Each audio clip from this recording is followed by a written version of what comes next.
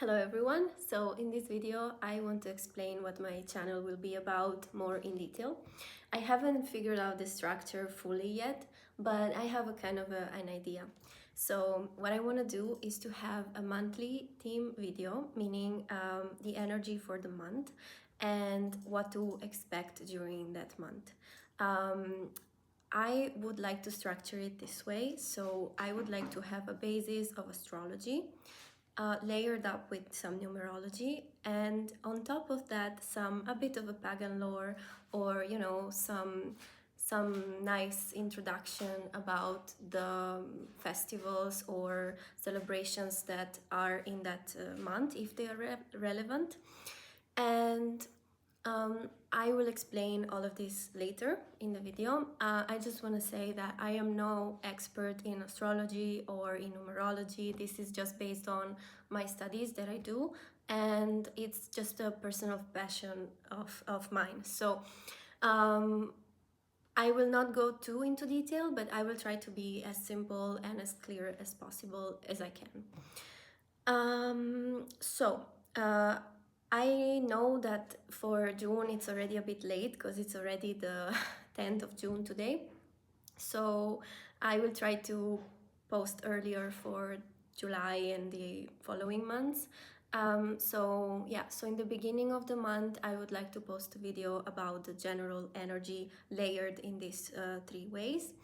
And then I am planning to share maybe one or two videos a week, either what I feel I should intuitively share, so some topic that I feel really needs to be shared in that moment, or something related to the key themes of that month.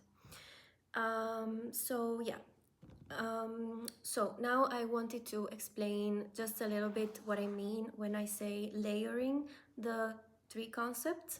So just very briefly, I'm trying to explain simply and only what's relevant for the month, for the astrological part. So what are we going to look at? We are going to look at the transits of the months, which are basically the movements of the planets. So in which sign they are going to be, and the aspects, which means the relationships that these planets form with each other. So this is done by looking at the transits of the planets. You can do this by checking any website. And so this has a universal energy. So basically, this has an effect on everyone in a bigger level, let's say in a universal layer. So these are the major themes that usually affect everyone's life. Then, if you would like to check more personally, so something that is more personal to your own life path and journey, then you would need to layer on top your birth chart, so your natal chart, which is the picture of the sky when you were born. So in that way, you can see exactly how the monthly sky, so the monthly general energies, influence your personal life. But we will not do that, of course. We will just look at the universal energies, and we will look at the major planets that are, of course, relevant for that month. So those are the Moon, the Sun, Mercury, and Venus. And these planets move faster, so they have a more direct, more like shorter influence also, so more powerful in a way because it's more like direct, and they are called personal planets. Then we will also look at the social and outer planets, which are Jupiter, Saturn, Pluto, Neptune, and Uranus. These move slower, so they have a longer effect, and they are also more universal because they last longer. The last thing I want to say about astrology is that many people associate astrology with, the daily horoscope that you find in the newspaper, like a weather report. For example, like, I don't know, tomorrow is going to rain, so tomorrow in the horoscope it can be you will have a good day, or don't go out of the house, or some things like that. I don't really like newspaper astrology, like a horoscope in that way. because they are very general and they are very limited. They are based only on your sun sign, which is basically the sign of the month of birth. So, you know, Taurus, Sagittarius, all of those. But they do not look at all the other values and variables that are important for a reading. So, you know, there are so many other aspects and things that have to be considered to have a really layered reading. So and also, you know, in the newspapers they only have like, I don't know, 3-4 lines per sign, so how much can you fit into that? So I don't really like that, and I don't like that people associate astrology with that, like, oh, you believe in horoscopes and all of that. No, it's not the same. But okay, I will not get into it. I just wanted to say that those are two different things in my opinion. Then the second thing I would like to layer on top of astrology is numerology. So numerology is basically a symbolic system that assigns meaning to numbers and uses this to interpret patterns in a person's life. So this can mean timing, it can mean personality and life lessons. So it has kind of a similarity with astrology, but it is not based on the sky. It is just based on calculations, which give you the number of the month. So the basic idea behind this is that numbers carry a particular energy and they carry particular qualities, just like the planets do. And these are archetypal energies. So basically, each number has a particular essence, and this essence is projected onto the days, onto the months, onto the years. So here we also have like a universal number, which is the number that affects everyone in a way. So it is universal. I don't know how to say it in another way. And also a personal number. We will look, of course, at the universal number of the month. Actually, I have seen people also analyze the numerical energy of, for example, countries, because or words, because how it is done. Basically, letters are also associated with numbers, like A, number 1, B, number 2, and you can basically calculate your life path through your name. So name and surname, I will not get into it how to calculate it. I mean, you can find it online, or I can explain more if you would like in another video. But basically, based on your number, name and surname, you can calculate your life path.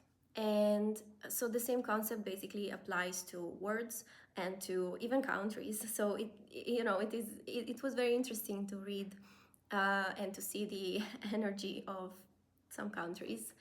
So yeah, that's what numerology is.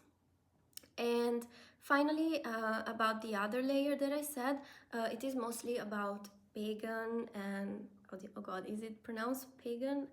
Anyway, pagan lore and some Wiccan stuff, if applicable. So I wanted to include this because I feel that it can add an important energetic component to the reading and also to the feel of the month. I really like holistic approaches to life in general, and I love when more disciplines are put together and you can see how they layer and you can see how they actually give more meaning to each other and all the similarities. I really like this, even in general in my personal life and in how I, think about things. I like to combine more than one thing. I came to learn about Wicca around 16, so it's been a while and it just resonates with me. I am not a practitioner, I am not part of a group. I just really, just like I studied the basic, biggest religions, and I don't know, I studied Buddhism, I studied Hinduism, I studied Christianity, all of those. The same way I wanted to look at more pagan-based religions, if you can call them like that. And I love the fact that it's based on nature and not harming others. And it has some principles that really resonated with me. For example, nature, is at the basis. So nature is considered divine, and the divine is present in everything. I love the fact that they put a lot of emphasis on intention and energy, and also about the fact that the personal path is important to share, and also to focus on that. And I also believe in the threefold law that they explain, which is basically that whatever you put outside into the world, whether it's bad or good, will come back to you 3 times. It's kind of like an instant karma thing, which, yeah, maybe said like that is not exactly clear to everyone, but it just means that the energy you put out is the energy you will receive. Also, Wicca is strongly, or in general, pagan-based beliefs are very seasonal, so that's why they also combine with the monthly thing, and they are also based on solar and agricultural rhythms. So basically, there are 8 festivals around the year. They are called the Wheel of the Year, and they're called Sabbath. There are 4 major ones and 4 minor ones, and most of them fall on or around the same celebrations of many religions, mostly Christian celebrations. And for example, Christmas, Easter, and that's because actually they were based on these pagan ones. But I will not get into that either now, because it was just a general introduction. So the last thing I want to say about Wicca is that it is relatively modern. So it was founded by Gardner in the 20th century. So it is very recent compared to other ones. But the foundation and the laws are built on very, very old pre-Christian beliefs. So yeah, let me know if you want me to do another video on either these 3 topics separate or all of them. And thank you so much, and I hope that you will enjoy these videos.